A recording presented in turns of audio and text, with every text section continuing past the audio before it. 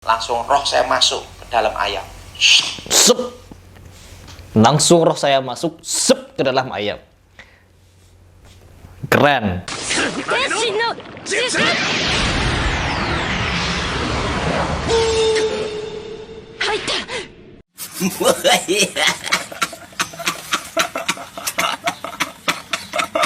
Jadi sangat gampang sebenarnya untuk ngetes orang-orang yang mengaku sakti ini. Gampang, ya. Mengaku sakti apapun bisa dites gampang. Teman-teman, di video ini saya memiliki pembahasan lagi yang berkaitan dengan kesaktian, yaitu ilmu Merogoh Sukmo. Ya, di mana ilmu Merogoh Sukmo ini disebut sebagai ilmu makrifat, yaitu ilmu mengetahui tentang Allah. Makrifatullah katanya. Ilmu Merogoh Sukmo sama dengan ilmu makrifatullah. Jadi otomatis bagi orang yang paham atau bisa ilmu Merogoh Sukmo adalah orang yang dekat dengan Allah Subhanahu wa Ta'ala. Dan ini pemahaman yang dangkal dan sesat. Ya, di sini saya akan menjelaskan apa itu Merogoh Sukmo, dan sebelum itu saya akan mereaction suatu video di mana seorang dukun yang bisa Merogoh Sukmo, rohnya keluar. Ya, rohnya keluar. Siapa itu? Yaitu Daud Tony. Daud Tony menyebutkan di salah satu video bahwa dia bisa Merogoh Sukmo dan rohnya masuk ke dalam ayam. Ingat, roh manusia yang masuk ke dalam ayam lalu balik lagi masuk ke dalam tubuhnya Tony katanya. Oke, langsung tidak perlu panjang lebar, saya akan reaction seperti apa pernyataan dia. Memang orang yang bergelut di bidang dukun ini mengaku paling spiritual. Waktu pertama ayam saya lari, kedua lari. Waktu yang ketiga, bukan lagi. Taruhan dinaikkan 1000 jadi 5000. Semua bertaruh di lawan saya. Saya bertaruh di ayam saya sendiri. Oke. Langsung roh saya masuk ke dalam ayam. Sup. Langsung roh saya masuk sup ke dalam ayam. Keren.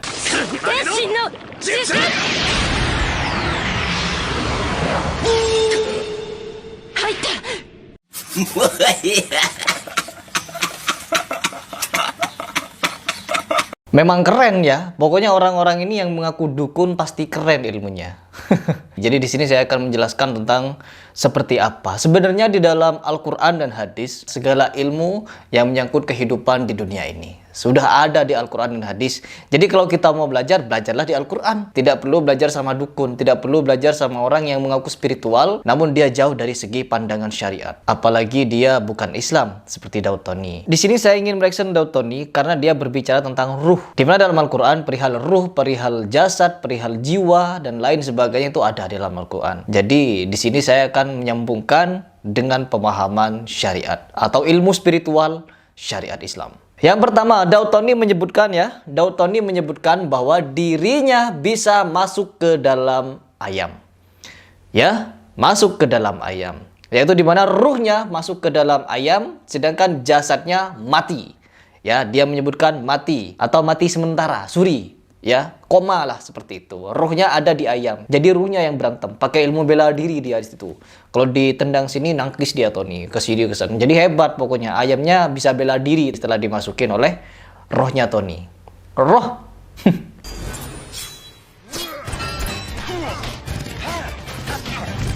Spiritual itu adalah ilmu pengetahuan kita mengenai agama. Mengenai ilmu pengetahuan kita dengan keberadaan Allah Subhanahu wa Ta'ala. Di dalam Al-Quran dan hadis Allah disebutkan bahwa Allah bersemayam di Ars. Dan juga ada dalil yang menyebutkan bahwa Allah itu lebih dekat dari urat nadi. Di urat nadi semua manusia. Ya. Jadi bukan berarti Allah itu banyak, melainkan sifatnya. Dan di sini teman-teman, saya belum ingin menjelaskan tentang keberadaan Allah Subhanahu wa Ta'ala. Namun di sini saya akan menjelaskan tentang perihal ruh, di mana ruh ini ditiupkan kepada jasad kita ketika posisi kita di dalam kandungan. Setelah itu kita keluar ke alam dunia. Jadi di alam kandungan itu alam yang berbeda sudah. Alam yang berbeda. Keluar dari kandungan sudah alam berbeda juga. Alam kandungan dan juga alam dunia. Nah, ruh mengalami dua perpindahan alam itu. Ya, ruh mengalami dua perpindahan itu. Dan di sini apakah ruh dan jiwa itu sama? Ya, ruh dan jiwa apakah sama? Sukmo katanya. Sukmo itu ruh sebenarnya. Kalau di sini yang disebutkan Tony itu adalah sukmo atau Merogoh Sukmo itu adalah ruh yang keluar. Sedangkan ruh tidak bisa dikeluar masukkan dengan seenak dia. Ya, tidak bisa. Ketika ruh keluar artinya sudah mati. Ya, Mati, tidak bisa dihidupkan kembali. Ya, tidak bisa dihidupkan kembali. Kecuali mukjizat. Ya, mukjizatnya Nabi Isa alaihissalam menghidupkan orang mati. Dan di sini saya akan menjabarkan kepada teman-teman sekalian. Sebelum saya melanjutkan reaction seperti apa pernyataan Tony, pembahasan Tony ini, saya akan menjelaskan dulu yaitu apa sebenarnya ruh. Sebelum masuk ke ruh, kita harus mempelajari jasad. Jadi kalau kita mengartikan sebagai handphone ini adalah bentuk jasad. Sedangkan ruh itu adalah baterai yang membuat dia bisa beroperasi, bisa menyala. Dan meskipun dia menyala, dia tidak akan bisa kita gunakan tanpa jiwa. Ingat, ada jiwa, ada ruh, ada juga dengan badan atau jasad. Jasad, ruh, dan jiwa. Jiwa ini adalah software di mana jiwa kita bisa mempelajari apapun. Jiwa itu bisa disebut dengan otak juga, ya. Otak, hati itu bisa disebut dengan jiwa. Ya, di mana kalau kita sudah mengisi hati kita, mengisi pikiran kita atau otak kita dengan ilmu-ilmu yang beragam, itulah yang disebut dengan software. Ada software, ada hardware, dan juga ada baterainya yang dibuat untuk mengoperasikannya. Ketika baterainya habis, artinya mati. Tidak akan bisa dioperasikan lagi ketika baterainya sudah habis atau mati. Jadi manusia tidak jauh beda dengan handphone ini, ya. Ketika hamba Allah, ketika umat muslim ini sudah kehilangan iman, sudah kehilangan ketakwaan di dalam hatinya, tidak bergerak hatinya ketika melihat kemungkaran, melihat kesesatan, melihat penyimpangan, tidak tergerak hatinya untuk membantu orang miskin, untuk bersedekah dan lain sebagainya, terutama beribadah kepada Allah Subhanahu wa taala, bersujud kepada Allah Subhanahu wa taala, maka di situ artinya orang itu sudah lemah baterainya atau baterainya sudah mati. Orang seperti ini adalah bangkai yang berjalan. Jadi ruhnya sudah mati sebenarnya, namun jasadnya berjalan. Ya, bukan berarti ruhnya dicabut, tapi mati dalam kondisi yang hidup. Ya, zombie, yaitu manusia yang hidup namun ruhnya mati untuk mengenal Allah Subhanahu wa taala. Jadi seperti itu. Jadi untuk menghidupkan kembali itu yaitu dengan cara dicas, ya. Apa ngecas itu? Di dalam akidah Islam atau di dalam syariat Islam, untuk meningkatkan spiritual kepada Allah, untuk ngecas kembali listrik yang sudah mulai lemah, yaitu dengan cara mendatangi pengajian, mentadabburi Al-Quran, belajar Al-Quran dan Al-Hadis, bahwa dengan cara seperti itu, baterai yang semula di dalam manusia ini lemah, maka itu akan tercharger kembali atau terisi kembali. Dan tidak jauh beda memang dengan handphone, ya, tidak jauh beda. Terus yang berikutnya, kalau di sini kita sudah berbicara tentang ilmu merogoh sukmo atau ilmu kesaktian yang dimiliki oleh para dukun, maka di sini kita harus mengklasifikasikannya dengan sesuai Quran dan hadis dan dengan fakta yang ada. Apa fakta? Orang-orang perdukunan, orang yang sudah diberikan tipu daya oleh jin atau setan, jin dan setan, iblis. Jadi kembali lagi pada pembahasan tadi, ya, bahwa kita ini, di dalam diri kita ini ada 3 unsur. Yang pertama jasad, yang kedua jiwa, terus yang ketiga ruh. Kita artikan di sini sebagai handphone atau hardware, ya teman-teman. Terus yang kedua software atau aplikasinya, otaknya, hatinya. Terus yang ketiga baterai atau listriknya. Ruh itu adalah listrik, di mana kita bisa mengalirkan listrik ini kepada kedua unsur, yaitu hardware dan software. Nah, itu adalah penjabaran di mana kita mempelajari tentang spiritual atau pengetahuan tentang jasad, jiwa, dan juga ruh, ya. Kalau kita berbicara tentang software itu juga terdiri dari beberapa unsur juga, yaitu antara akal dan juga hati. Hati juga dibagi berbagai macam hal, yaitu dengan hawa nafsu. Dan penjelasan tentang nafsu ini juga panjang. Jadi sebelum saya membahas ke sana, yang penting teman-teman tahu seperti apa pembedaan antara jiwa, raga, dan ruh. Sekarang kita lanjut. Kira-kira mau lanjut kemana dia? Saya baca mantra Tameng Wojo, Tameng Baja. Waduh. Supaya badan saya tidak disentuh oleh manusia. Waduh. Kalau para dukun memang omongannya ngalur ngidul, ya, kemana-mana. Jadi Daud Tony ini memang dulu dukun katanya dan bertaubat sekarang. Tapi dia membenarkan ilmunya, di mana Tony ini bisa mengeluarkan ruhnya. Sedangkan yang bisa mengeluarkan ruh hanya satu, yaitu malaikat Israel, yaitu malaikat pencabut nyawa. Ya, oke, lanjut dulu. Kalau disentuh keterusan mati. Dan nggak boleh lama-lama, maksimal 1 jam. Itu napas, itu ada maksimalnya. Tapi peredaran darah tetap jalan. Itu bahayanya bisa mati, keterusan mati. Daud Tony ini juga ada yang mempercayainya sebagai orang yang membunuh Sai Baba katanya. Jadi kengacoannya yang dimana digembar-gemborkan Daud Tony membunuh Sai Baba. Hebat, ya. Jadi kedustaan dilawan dengan kedustaan. Jadi banyak pendusta sekarang. Ya, banyak pendusta. Makanya cepet-cepet, tidak sampai 1 jam harus cepet balik. Waduh. Kenapa? Kelamaan terusan mah, karena betul-betul jantung berhenti bener nanti. Aduh. Langsung syok masuk ke ayam. Jeprek. Jadi ruhnya keluar masuk ke dalam ayam. Jadi semula yang ayamnya bertarung seperti biasa, ketika dimasuki Tony langsung bisa kungfu, langsung bisa bela diri ya.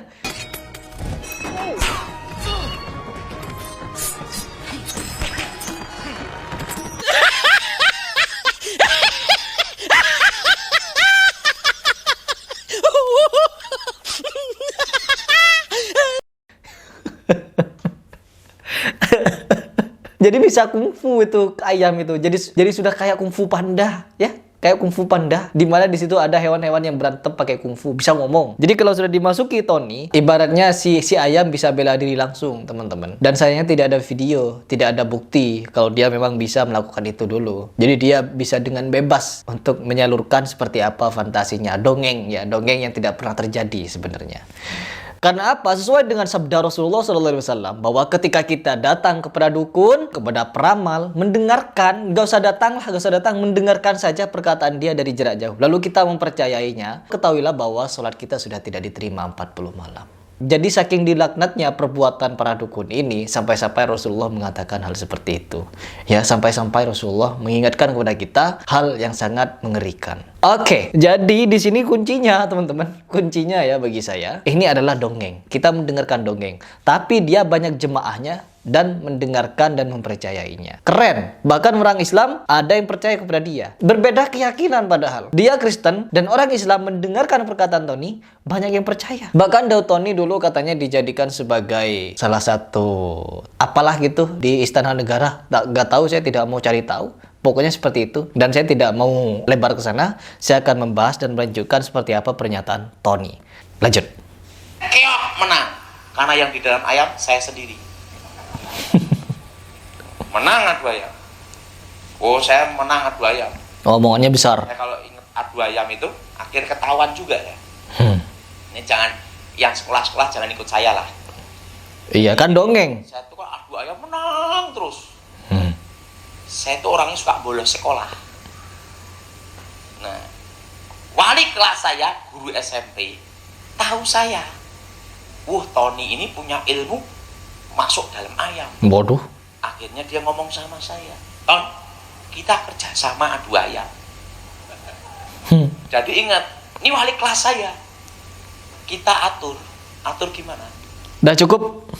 Oke teman-teman, kita sudah menangkap poinnya dari apa yang disampaikan oleh Daud Tony, bahwa memang dia mengatakan ruhnya bisa keluar, ya, ruhnya bisa keluar masuk ke dalam ayam. Nah, ini yang disebut dengan ilmu Merogo Sukmo. Dan ilmu Merogo Sukmo ini adalah kegiatan atau perkara yang dilakukan oleh setan atau jin. Ilmu yang berasal dari ilmu setan. Kalau ada orang yang menyebut ini adalah ilmu ma'rifat, maka ketahuilah bahwa itu adalah dusta. Ingat, itu dusta. Jadi jangan pernah samakan antara manusia, dengan Nabi, di mana Nabi Muhammad melakukan Isra Mi'raj. No, manusia tidak akan pernah bisa Isra Mi'raj. Ya, tidak akan pernah bisa. Karena derajat antara Nabi dengan manusia biasa itu beda. Ya. Ingat, belajar ilmu spiritual itu adalah haram ketika kita menuju kepada sesuatu yang berkaitan dengan ilmu perdukunan seperti ini. Di mana bisa merogoh sukmo katanya.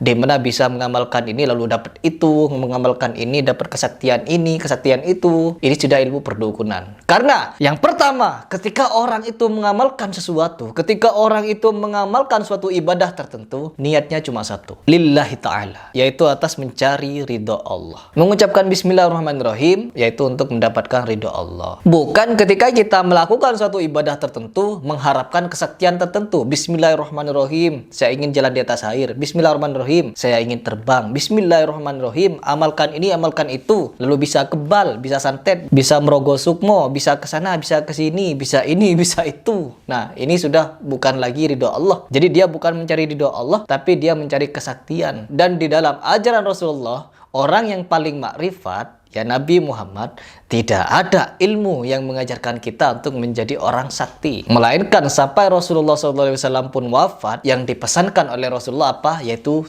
3. sholat. Kedua, sholat. Yang ketiga, sholat. Itu yang dibesarkan Rasulullah SAW. Bukan sakti, ya, merogoh sukmo. No, nggak ada. Jadi Rasulullah yang paling sakti pun, Rasulullah yang paling makrifat, dia mengingatkan kepada kita untuk sholat. Karena apa? Sholat tiang agama. Ketika kita sudah tidak menjaga tiang agama kita, diri kita sendiri, ya, bangunan yang ada di dalam diri kita sendiri.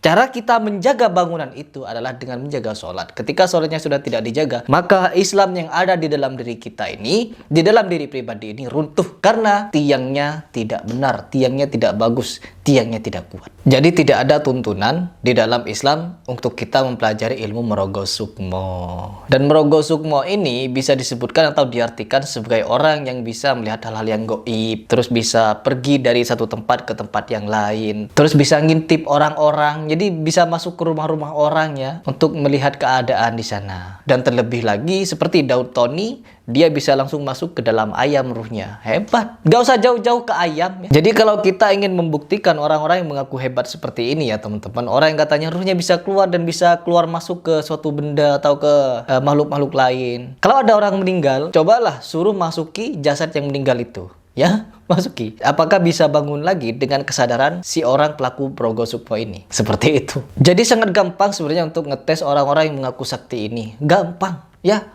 Mengaku sakti apapun bisa dites gampang. Ya, seperti itu. Jadi saya akan kembalikan lagi bahwa ada salah satu ulama yang menyebutkan orang bisa melakukan kegiatan seperti ini, bisa mengintip orang dari celah-celah yang gaib lah seperti itu. Bahwa ini adalah kegiatan setan, kegiatan iblis, kegiatan yang haram hukumnya. Maka segeralah bertaubat. Merogoh sukmo itu sebenarnya adalah hakikat tahapan di tingkatan ketiga ilmu kebatinan Jawa. Untuk bisa terbuka hijabnya, melihat hal-hal yang gaib.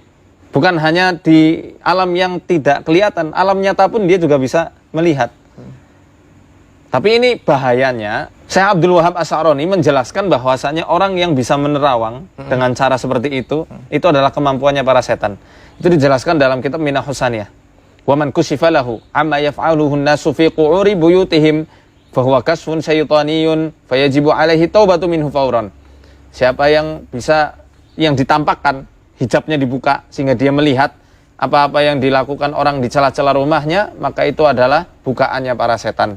Dia wajib bertobat dari kemampuannya itu saat itu juga. Ya, itu adalah pemaparan dari Ustadz Faizar, ya, dan Ustadz Faizar menukil atau mengambil fatwa dari salah satu ulama juga. Nah, teman-teman, sejatinya di dalam Islam kita tidak diajari hal-hal yang berbau mistis, tidak diajari sesuatu yang berbau dengan kesaktian atau sesuatu yang bisa menjerumuskan kita pada lembah kemusyrikan, kesesatan. Orang yang melakukan kita seperti itu adalah orang-orang yang dukun, berkedok ustadz, berkedok kiai, dan lain sebagainya, dan itu banyak di Indonesia. Bahkan kalau di Indonesia, orang yang ODGJ bisa dianggap sebagai wali. Jadi berhati-hatilah, dan semoga kita semua diberikan teman atau didekatkan dengan orang-orang yang lurus, dengan orang-orang yang bertakwa, dan tentunya kepada orang-orang yang ahli Al-Quran dan Al-Hadis. Bukan dengan ahli-ahli spiritual yang tidak jelas dan bisa menyesatkan kita kepada lembah kemusyrikan, kesesatan, bahkan meninggalkan syariat Allah. Na'udzubillahi min dzalik. Karena apa? Di zaman akhir, tipu daya setan, tipu daya dajjal semakin marak, dan kita sudah mendekati ambang akhir zaman, di mana nanti kiamat akan datang dan kita akan sangat merugi apabila ikut golongan yang salah. Baik, itu saja dari saya. Semoga ini bisa bermanfaat. Saya Ripras mengucapkan salam.